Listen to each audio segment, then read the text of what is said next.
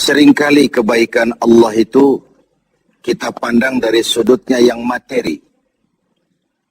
Allah itu baik kalau kita punya harta yang banyak, tanah yang luas, pabrik yang di mana-mana. Sementara kalau cuma sekadar itu kebaikan Allah, terlalu sedikit orang yang mendapatkannya. Padahal kebaikan Allah tidak pernah berhenti dan meliputi seluruh makhluk yang hidup ini.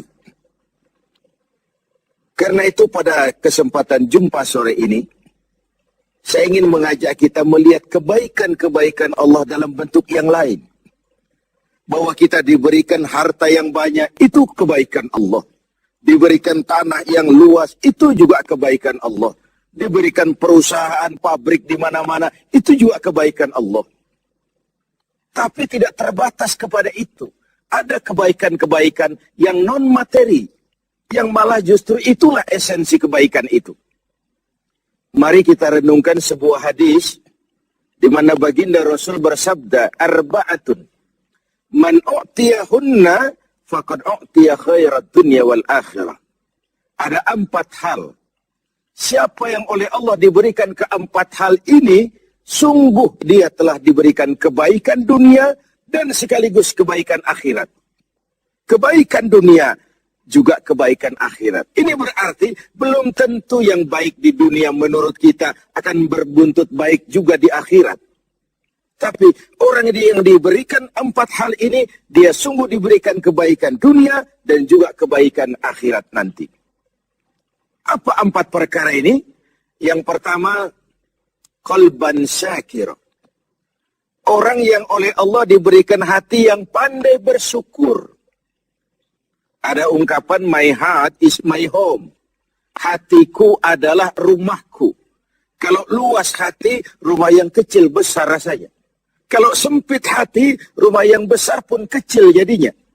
Kalau hati sempit, rumah pun kecil, kiamat namanya. Orang yang hatinya pandai bersyukur, bisa mensyukuri nikmat. Dan dengan dia bersyukur, semakin bertambah nikmat itu kepadanya. Banyak orang kaya harta, tapi miskin hati. Ini gejala zaman kita sekarang. Di tengah gemerlapnya harta, dia tidak tahu mau diapakan harta yang banyak itu. Orang-orang sufi menjelaskan bahwa kaya itu ada 2 macam. Ada kaya majazi dan kaya hakiki. Yang disebut kaya majazi, kaya artifisial. Lahirnya dibaluti harta, tapi hatinya miskin. Hidupnya sudah serba ada, tapi dia masih merasa kurang. Rumahnya sudah titik air liur orang melihatnya, tapi dia masih merasa belum apa-apa. Mobilnya berdecak orang kagum melihatnya, tapi dia rasakan itu pun masih belum. Maka dia selalu miskin. Dalam sebaya cukup dia masih merasa kurang, maka hidupnya pun selalu kekurangan. Orang yang diberikan hati yang kaya, sungguh sebuah kebaikan. Hati yang kaya, hati yang luas. Kalau hati luas, tandanya 2, bisa mensyukuri nikmat dan tidak mengingkari apa yang diberikan Allah kepadanya. Tapi orang yang hatinya sempit biasanya tidak pandai mensyukuri nikmat. Dan lebih celaka lagi ini, tidak senang lihat orang lain mendapat nikmat. Orang seperti ini, ya susah gemuk. Sudah tidak bisa mensyukuri nikmat, tidak senang lihat orang lain mendapat nikmat. Tetangganya beli televisi saja dia demam. Nanti tetangganya beli sepeda motor, dia makin gawat. Masuk rumah sakit. Di rumah sakit dengar tetangganya beli mobil, mati dia. Disiksa oleh perasaan sendiri. Begitu orang yang miskin hatinya. Orang yang diberikan hati yang pandai bersyukur, sudah diberikan kebahagiaan dunia dan kebaikan akhirat. Ini yang pertama. Yang kedua, walisanan zakira. Orang yang diberikan lidah yang pandai berzikir. Menyebut nama Allah dalam artian yang seluas-luasnya. Tasbih ya zikir, tahmid ya zikir, tahlil ya zikir. Tapi ada fenomena lain. Melihat apapun yang mengagumkan, dia kembali kepada Sang Maha Pencipta. Itu pun zikir. melihat semesta jagat raya, melihat bintang gemintang bertaburan di angkasa, melihat lautan luas terhampar biru membentang, melihat gunung tinggi menjulang ke angkasa, semuanya mengingatkan dia kepada Allah. Itu pun zikir. Diberikan lidah yang pandai berzikir, mengingat Allah dalam segala keadaan. Dan bukankah Islam mengajarkan seperti itu? Dari hal-hal yang paling kecil, memulai pekerjaan, bismillah. Melihat sesuatu yang hebat, Masya Allah. Melihat sesuatu yang luar biasa, subhanallah. Terkejut, astaghfirullah. Berjanji, insya Allah. Semua dikaitkan dengan Allah. Inilah zikir itu. Hidup yang larut dalam alur ketuhanan. Yang ketiga, wabadanan alal bala'i sabir. Beruntung orang, diberikan kebaikan orang, kalau dia dikaruniai badan yang tegar menghadapi bencana, tegar menghadapi cobaan, kuat menghadapi tantangan. Tantangan itu penting. So, kalau tidak ada tantangan, kita akan tidur. Cobaan juga kita perlukan. Tapi kalau kita tidak sanggup menahannya, larut oleh cobaan itu, kita akan kalah karenanya.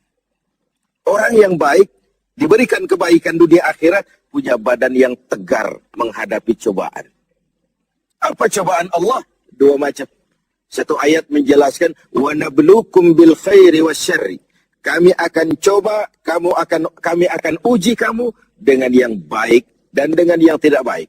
Dengan yang enak dan dengan yang tidak enak. Dengan yang menyenangkan dan dengan yang tidak menyenangkan. Bukan cuma sakit cobaan itu. Sehat pun ujian. Bukan cuma miskin ujian, kaya pun cobaan. Bukan cuma tidak punya jabatan cobaan, naik pangkat pun ujian. Kita ni yang namanya ujian kan yang tidak enak saja. Kalau sudah sakit, ya Allah, sedang diuji.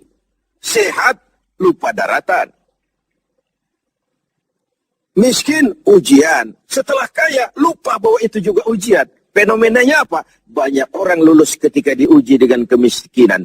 Tapi gagal berantakan setelah diuji dengan kekayaan. Ketika miskin dia hamba Allah, setelah kaya dia pindah menjadi hamba harta. Belum pernah ada orang datang mengeluh, Pak Ustadz, saya sedang diuji oleh Tuhan. Kenapa Pak? Uang saya sedang banyak. Belum pernah. Kalau sudah bangkrut, miskin, baru merasa diuji. Bukankah sejarah syarat dengan contoh? La nufarriqu baina ahadim min rusuli. Kami tidak membeda-bedakan para rasul. Tidak ada rasul yang dianak emaskan. Semuanya diuji, semuanya ditempa, semuanya digembleng. Semuanya tegar seperti batu karang di tengah samudra. Walau tiap hari dihempas ombak, dihantam gelombang, dia tetap berdiri dengan tegar. Begitulah orang yang diberikan kebaikan oleh Allah. Lain dengan orang yang loyo, sedikit kena kesulitan seperti ayam sampar, kerakap tumbuh di batu, hidup segan mati pun tak mau. Skeptis, pesimis. Apa yang bisa kita lakukan kalau dasar hidup kita sudah skeptis dan pesimis itu tadi? Hidup ini adalah cobaan. Semakin tinggi kualitas keimanan, semakin berat cobaan itu. Semakin kokoh berpegang kepada agama, semakin kuat pula cobaan datang menerpa. Yang terakhir, orang yang diberikan kebaikan dunia akhirat, wa zaujatan salihatan, diberikan istri yang salihah, pendamping. Tidak ada suami bisa sukses jadi apapun dia tanpa peran serta dan dukungan istrinya. Itu sebabnya baginda Rasul menikah dengan Sayyidatuna Khadijah. Apa yang jadi pertimbangan beliau? Mengawini seorang janda yang umurnya 15 tahun lebih tua pula dari beliau. Kalau sekadar memperturutkan hawa nafsu, mestinya tidak Khadijah yang dipilih oleh baginda Rasul. Mestinya, kalau istilah kita sekarang cari ABG saja. Tapi jelas baginda Rasul bukan cuma sekadar mencari istri, beliau mencari seorang pendamping. Apa bedanya ini? Tiap perempuan bisa jadi istri, memang. Tapi tidak tiap istri bisa jadi pendamping. Itu dibuktikan dalam sejarah. Orang lain belum beriman, Khadijah iman. Orang lain memusuhi Nabi, Khadijah mengorbankan hartanya untuk membantu perjuangan Nabi. Saat Nabi terkena kesulitan, Khadijah tampil jadi penghibur. Khadijah tampil jadi pembela. Ketika pertama kali berhadapan dengan malaikat Jibril menyampaikan wahyu, Rasulullah gemetar seperti orang demam. Kembali ke rumah, zammiluni ya Khadijah, selimuti saya Khadijah, selimuti. Kenapa bang? Barusan turun Jibril, dia katakan begini-begini, saya khawatir Khadijah. Khadijah mengerti suaminya semua mengalami semacam frozen, emotional attitude. Sebagai istri yang bijak, pendamping yang baik, beliau tampil, kalla ma yukhzikallahu abada. Jangan khawatir bang, Allah tidak akan menyusahkan abang untuk selamanya. Tenanglah ini. Rumah tangga adalah awal kesuksesan kita di tempat lain. Karena itu, kalau diberikan istri yang solehah, itu sudah kebaikan dunia dan kebaikan akhirat. Seorang pejabat yang jujur, polos, lugu, sederhana, bisa jadi koruptor ulung kalau dikipas-kipasi oleh istrinya. Suami-suami yang berstatus DKI, di bawah kekuasaan istri. Tidak lagi sebagai pendamping, tapi sudah menjadi